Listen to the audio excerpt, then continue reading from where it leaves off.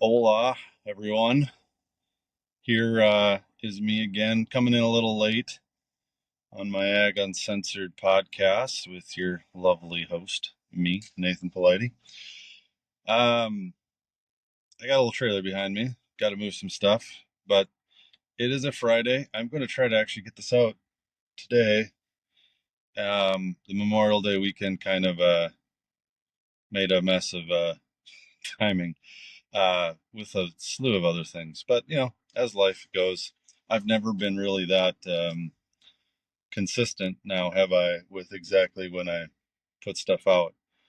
Of course, with three little kids and a busy wife and two crazy dogs that require me walking them every day in the country, sometimes the timing just doesn't work out.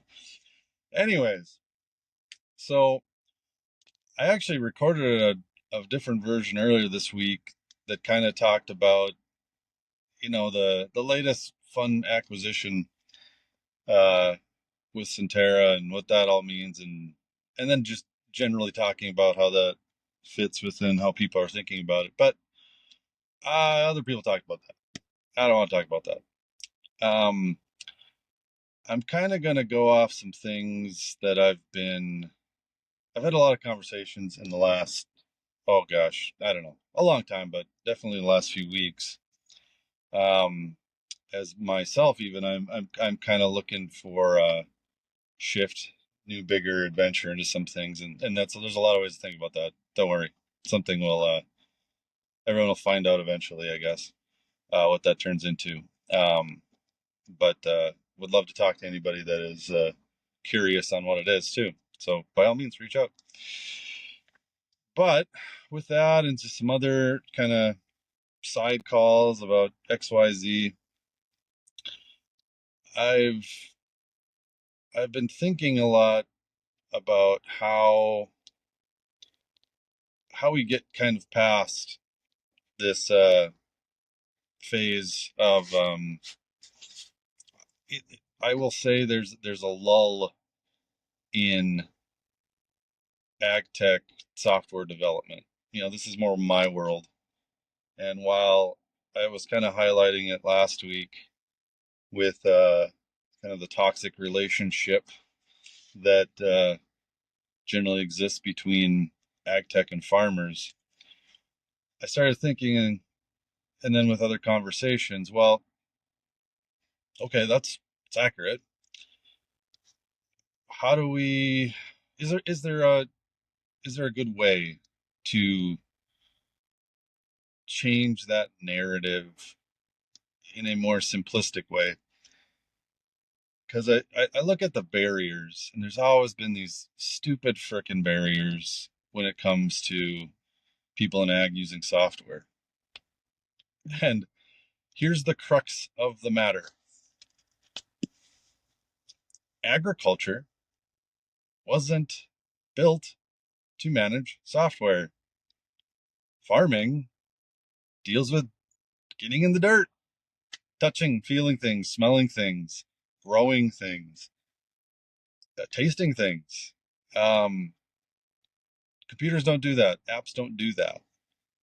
There's a missing human element in how us and ag are using technology. Now, it's not our fault. It's just kind of the nature of it is. It's a it's a non-organic thing. You know, really, we've only been used to dealing with the level of digital tech that we have now in the last, I'll say 30 years, really. Even getting maybe 40 if you the early computers that were, that you could bring home. But shit, uh, you know, that's it. Yet humans and our brains and thought processes have evolved over um just a lot of time to not deal with shit that way.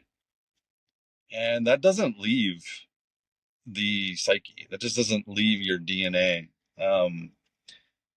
Some say farming's in the blood, and while there is truth and non-truth to that. If you think of it that way, maybe we've just been limited to what's been out there and developed for us. You could say the same in general, farming practices. Well, yeah, I mean, we used to till and hoe the ground with, our bare hands and tools and all that, but we had more tools. Then eventually, power, steam engines, diesel power. Maybe next is electric power. There's always some adaptation of tools. Digital side is an adaptation of new tools that are coming to light, but there's still this like missing human element. At least with, at least in your field in a tractor, you're still like, well, you're not really steering anymore, but you're still present. You're there. You're seeing. You still have to fix stuff. Like with all the thoughts of robotics and all this stuff, like, yeah, that's all great. You want to know the truth to real robotics and ag? It's probably not actually the machine driving itself or no cab. It's honestly someone figuring out a humanoid robot and that just jumping in the tractor and doing the work that a normal human does. That's reality. Like, because it's just replacing the way the human does it. And this is the problem.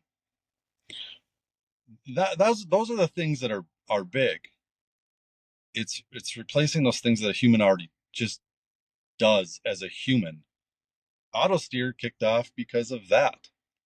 Did it do anything else? No, it just made you so I'm driving right now. It just made you so you didn't have to do it. I still can do it. It's still the same action. It's literally the same action.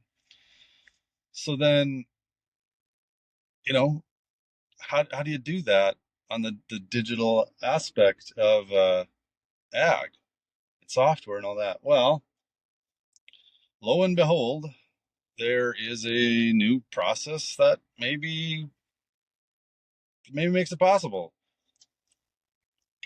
And that seemingly seems to be, Gen AI, as they call it.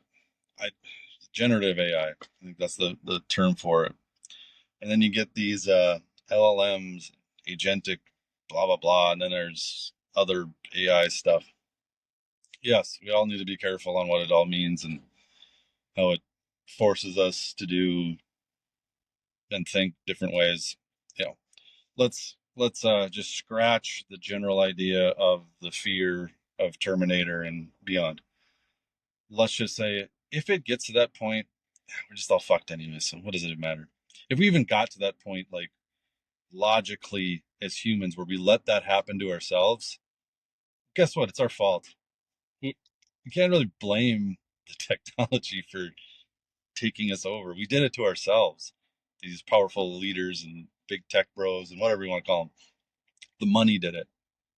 Capitalism did it. Destroyed us through AI. So I guess we either continue the path or we just go back to, our hose and our, yeah. I'll stop there. We'll go back to our hose in farming, like that one in the newsletter, I'm sure. So what does that mean? What does how does Gen AI bring the human element to help with the whole digital aspect of software? I mean, plenty have probably, well, I have even seen stuff of recent, people are always writing about it. It's this new big thing. It's like the new internet, when that came out in the 90s for normal people. Oh, it can do this, it can help you here, it can make you more efficient. Instead of 10 people, you can do all this with one person. It can write the code for you, it can do all this shit. That's awesome and great. But when many think of it, they're like, oh, it can combine all this, all this disparate data together and can make more sense. And, if we're just sitting there with humans doing it in normal algorithms, we just can't do that at scale. And I fear we are forcing ourselves into another like big data play so that Gen AI can work properly for a farmer or an agronomist or whoever's using a digital tool in the field. I would beg to differ, and I think that's a poor way to go about it. At least to start, because that's what started happening when a lot of the this new money came into ag tech. It was okay. We had these processes that are collecting this data. Now it's big data, and we forgot to actually just fine tune the process what we were doing. You know, yeah, grabbing this data from here, and just getting people to use it. It was available. We tried to overleap the the problem. The problem wasn't getting more insights about the field. That actually was not the problem. The problem was getting people to use it, to accept it, to accept that, oh, hey, maybe I should uh, make sure my yield data is good so I can use it properly. Geez, that might be worth something. I just need to calibrate my machine. And then I just need to save it at the very least. I need to get the damn data off the thumb drive and just do something with it. Or, hey, there's this satellite image. Cool. Maybe I can use that for scouting, or I can make a simple VRA map, or I can do something. What happened is all the tech people got too excited. It's like, well, that already exists. Okay, we got this data. We got this data. Now it's big data. Now we can crunch it all together and make these automatic answers. And we left everyone behind, and we stopped educating them on actually how to use the simple things within it. We didn't teach them how to use a software, let alone many softwares to necessitate an entire dashboard. Hey, shit, that didn't work. Like we overleaped what they possibly could do, what physically and mentally could handle. And we said, oh, we'll just automate it for them because they can't handle working the software. They can't put all the analytics. We'll do it for them. Big data, big things. We'll tell them where nitrogen and isn't. And we forgot about trying to help the users actually use the system. I mean, good Lord, you want a very stupid analogy. People in ag tech would be terrible drug dealers because we didn't get people to use the product that we were actually selling them. Think about that. Do you know why drugs are prolific and drug dealers are prolific? Because they give a little bit to the person and they use it with them and they experience it with them, and then they come back for more. They get addicted. Now there's other addictive qualities. Don't get me wrong. Maybe it's a horrible analogy, but it's true. We just said, here it is, later. We didn't help them. We didn't really sit down and be like, hey, let's help you figure out just the basics of cleaning the data or manipulating it or understanding why this pattern is this way and how this process just generally works. We were starting to, though. So I'm not saying people weren't doing this. I'm saying it was going on. But the money took the breath and the air out of all of that process because it was like, oh, we don't have time for that. We don't have time to sit down and actually get farmers and agronomists to use this stuff so that they can actually understand the process. The money said, we need a return in a few years. So we need to automate this process, and it doesn't matter the result as long as we get our multiple. What a shitty way to think. What a shitty way to treat an industry. And the results are, you see them. Adoption is, sure, trickled up in certain ways, if you want to call it that, but sentiment is terrible. Talking with others recently, there are agronomy groups, there are large farmers, there are even ag tech software groups that are just like, they're just not using it. They're just not going to. It's like, oh, why is that? Oh, we never actually really helped them. We just shoved a bunch of crap down their throat. We were doing it. We were starting to do it. That's what happened with auto steer. That's why it also worked, is because they're actually shown how to use it. And we made it intuitive. Press a button. Now, does that work as much on data and all this? Well, it could have to a point. Maybe it wasn't touch one button, it's touch five. And here's something simple. Just try to understand the simple thing. Why do we need to combine all these 10 different data sets to create this perfect thing of, well, perceived perfect thing? When the farmer just wants a piece of data that makes sense of what his field looks like in his head. They know what it looks like. They know the differences and the different patterns for the most part. It's just they can't always remember. Just need a reminder. So sometimes you just need you need a digital map to look at, to open up their brain, to get that stuff out of their head. That's why I always loved satellite imagery in that way. Yes, I grew up with it, but what it did is it created the conversation. It got the farmer to think. I would show him a map and I could get it to him relatively quickly. Simple, fairly fast and easy. And others could do this in their own different realms. So this is just an example. And they look at it, be like, oh yeah, that's the gumbo spot. Oh, that's that little sandy knoll hill. I was like, oh yeah, that's where I got stuck actually and made a giant mess and I had to dig it up and it just messed everything up. So yeah, that's what that spot is. Or I had preventive plant there. Oh, that place drowned out. Whatever it is, that's what the power was. Not taking data and said, it is this. Here, you don't know nothing. Or here's 20 data sets. We think it's this. And the farmer's like, you clearly don't know what I did. And no one's telling me how to actually really use this. You're just giving it to me. And, that's a whole psychological process in its own right that people don't want to be told what to do, especially when it's on the things that they own or farm or, manage or whatever. So there's the problem. Outline the actual problem. It's not the business model. It's not how fast or how slow it is. It's not the amount of data sets. It's literally we've just made it too complicated. We shoved it down their face and we didn't actually teach them how to do the basics.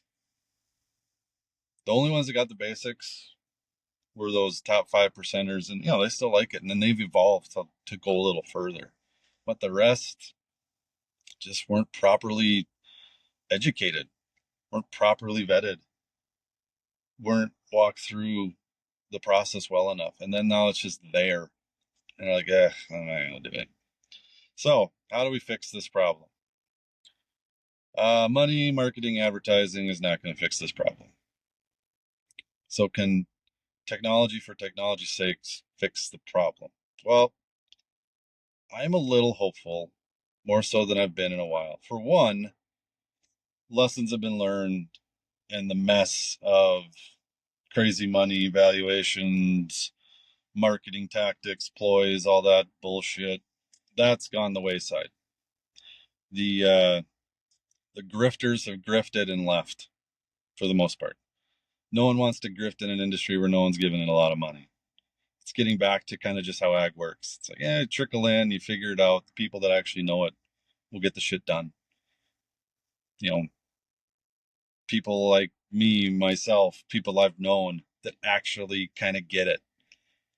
And we can help those others that want to know.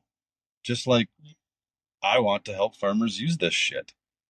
I want the opportunity is actually there now more than ever, is to restart this conversation. It's not to give up on them. Because a lot of them are, because they learned really fast. Oh, they don't want to pay for it. They don't want to buy it. They don't want to do this. Well, it's because of how we approached it, not what it was per se.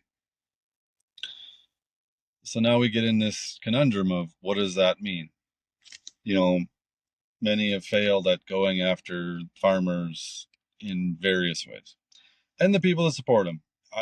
independent agronomists and the kind of individual service provider, seed, chemical, fertilizer guys, even if they're with a big ag retailer, they're still very local in position. The crop insurance agent, the banker, the local banker. There's all these individuals that just are like, ugh, I don't want to use this shit. I'll just do it the way I've done and I make money at it and I'm happy. How do we get them involved? Really, actually, how do we actually get them involved? Not just give them software to possibly use. Well, the dashboard's not going to work. Automation's really not going to work because they can't interact with it if it's just automated for them, and they can't play with it and pick at it and help make it better. So, is this where GenAI comes in? Well, in my mind, it's possible, but we have to be very careful on what that means. Like I was saying earlier, if you want to use it to just bring all this crazy data together and compile it and then say, well, we saw this little thing here, and so it means this, and say, hey, farmer, we noticed something that you can't figure out for yourself. That's what some people want to do. And do not do that. You maybe can do it, but you're actually not going to get access to enough data to actually verify some of that stuff, unless the farmer is sharing a bunch of it already. So is that the key, or is that the trick? Well, I would argue yes and no. But you need a farmer to interact with it better. So then how do you do that? How do you make it more human? To my point earlier, auto steer didn't, it just drove the steering wheel, did the human thing that it does right now. Sure, now it's, a lot of times just press a button and it still does it, but you're still there, you see it, you feel it. How do we do that for this industry?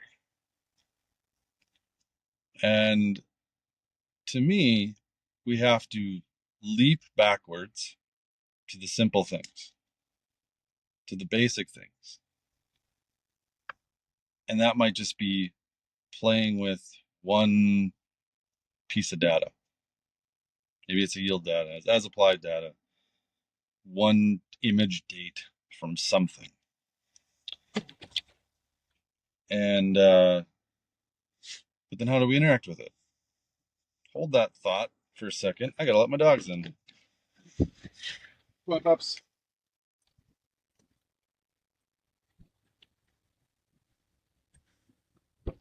There we go.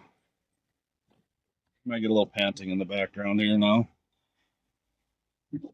Okay, so how do we bring that human element into using software and the processes within it and the data that folds within it?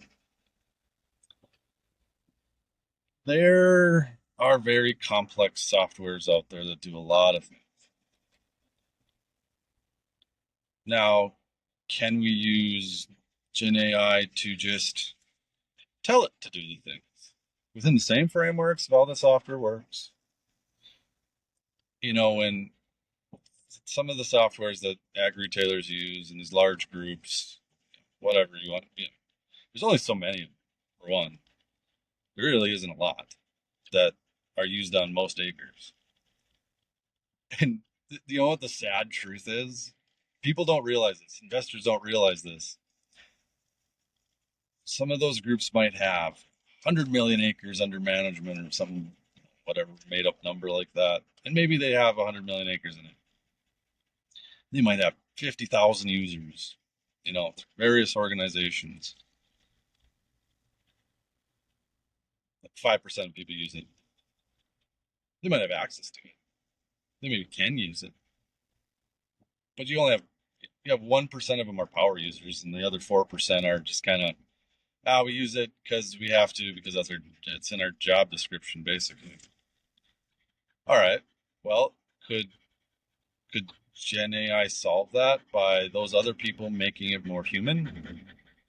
So instead of having to sit down, type through all these things, I could just make a command on my phone, talking to it or texting it, a prompt or relaying what I want while I'm just sitting in the field, and I don't have to sit at the computer and it still does the whole process in the background. It does that for me. I just tell it kind of what I want. And if it returns something I don't, I just say, well, no, hey, I don't want it here. I want it there. Change that. And the tool should allow it to do that. Now, there's going to be a lot of nuance in that. Don't get me wrong. So that's one way to think. That's human talking, messaging, which is a version of talking, communicating. We need to communicate with the software, really, is really what this all comes down to, like a normal human would to another person. You're just clearly, it's working in other things. And I know there's people trying to get to this. I know there's people developing this. For asking questions on what chemical should I use, or what fertility rate, or some of these black and white questions that can be answered because for a chemical, all the label directions are there for everything. It's like, can I mix these 5 things together? And I'll say, yes, you can because of this. And that's great.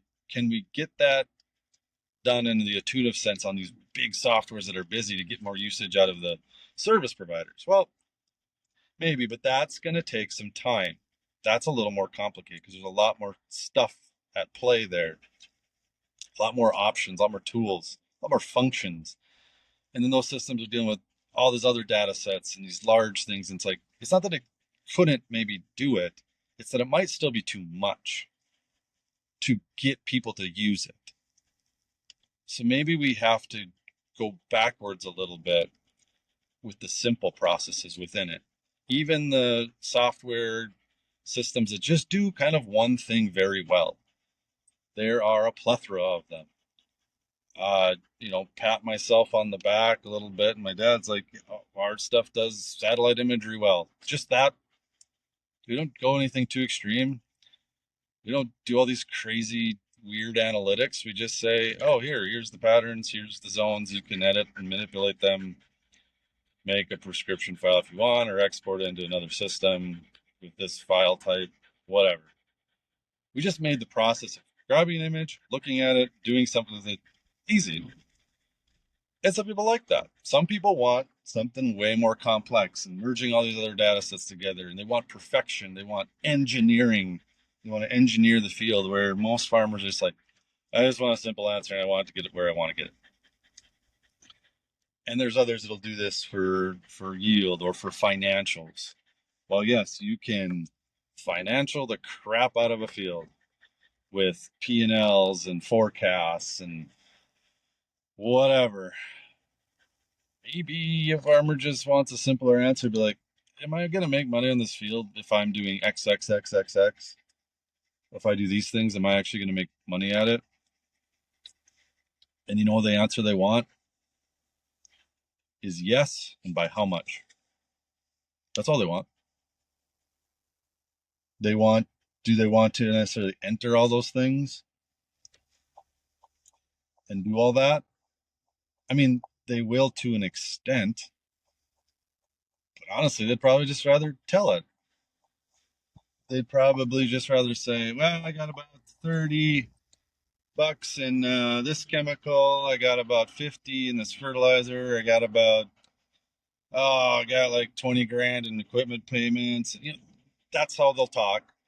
And they'll say all this, and it's like, it's on this field, with current, I think I can sell it for $4.50 a bushel. I think my yield will be about 180. Am I gonna make money on this field?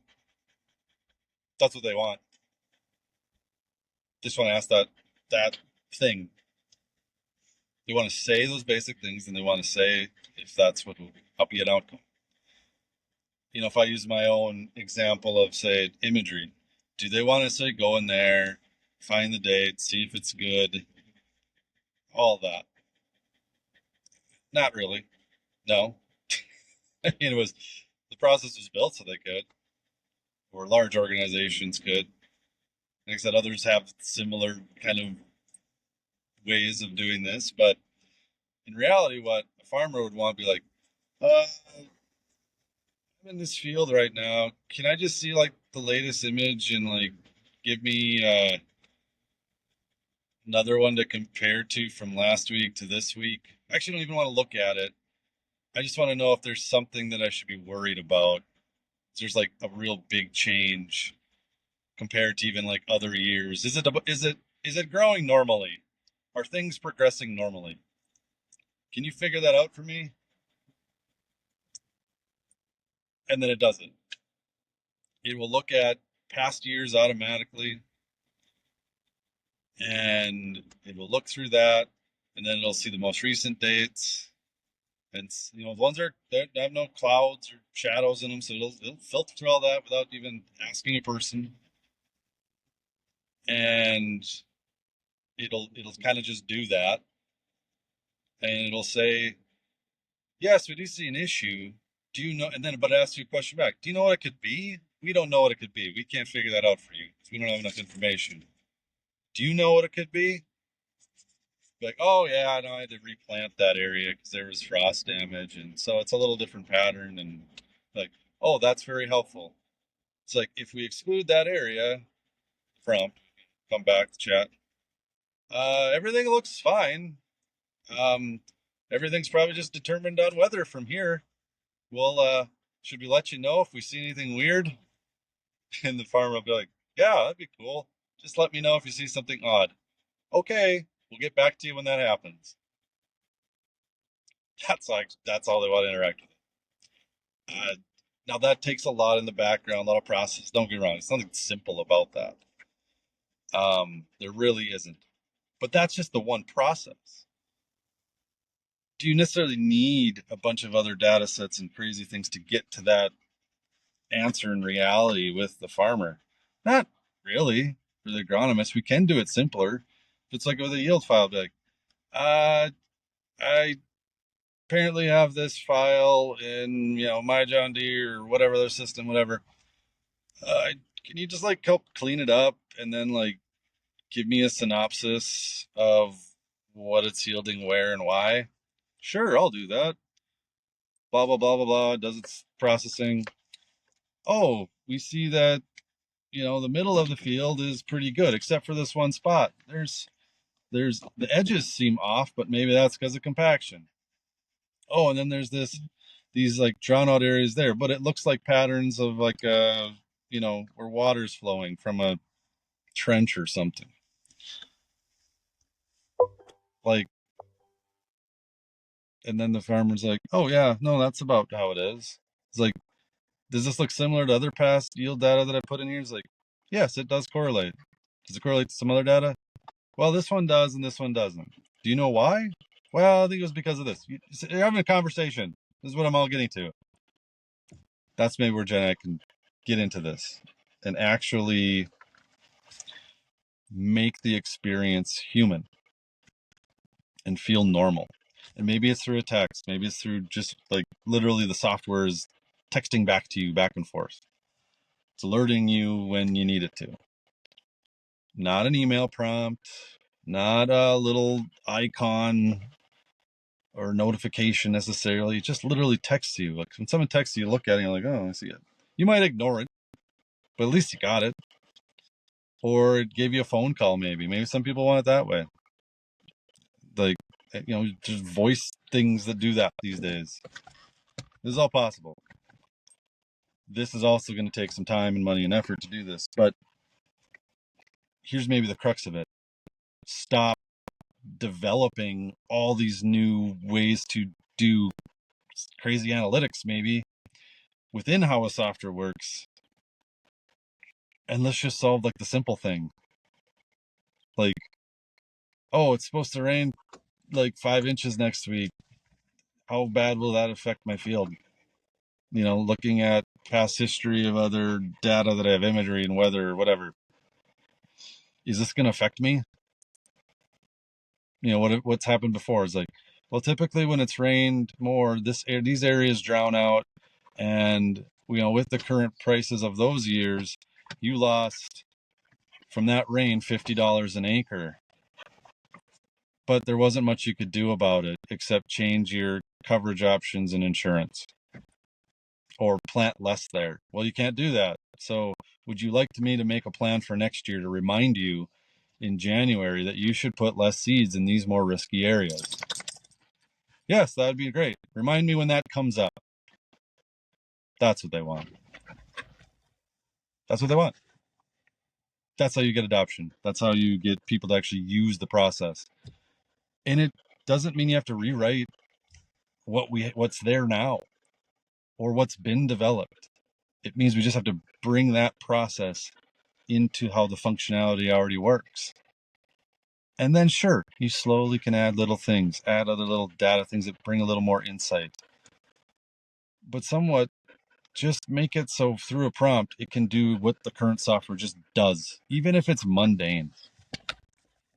Oh, hey, make this map, make me a 3-zone map, send it to my sprayer that's automatically connected because my dealer set it up so it already feeds in. Can you just do that? Sure, I'll do that for you. Oh, we noticed that you're not connected to this account. We have this account on record. Would you like us to sign in for that? Yeah.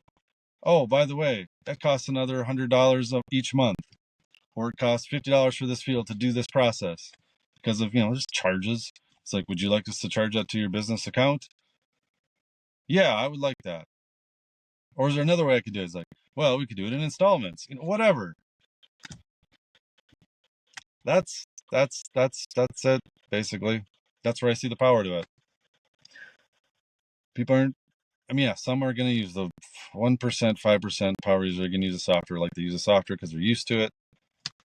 I don't know, if you give them the options of not doing that way, they might not do it that way. And it is not perfect right now. It'll get better, though.